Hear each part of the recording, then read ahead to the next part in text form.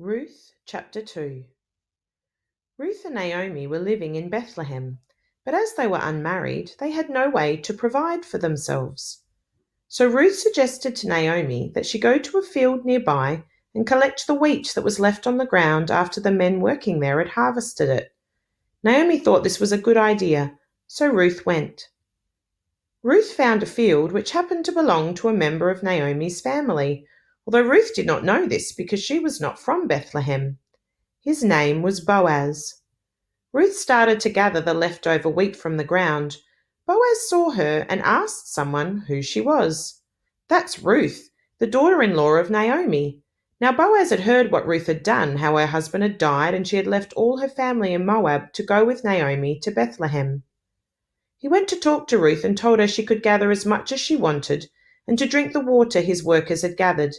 He also said she would be safe if she stayed in his field to gather wheat. When Ruth finished working, she had gathered a lot of wheat, more than enough for her and Naomi.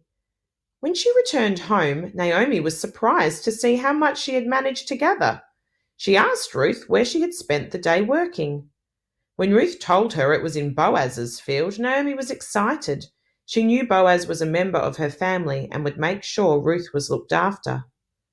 There seems to be a lot of coincidences in this story. Ruth works in a field she doesn't know, and it happens to belong to a member of her family. Boaz notices Ruth, and because he has heard her story, is impressed by her. But we know God doesn't work in coincidences. Even if we don't understand how and why things happen, we trust that God has everything worked out and has a big plan for each of us.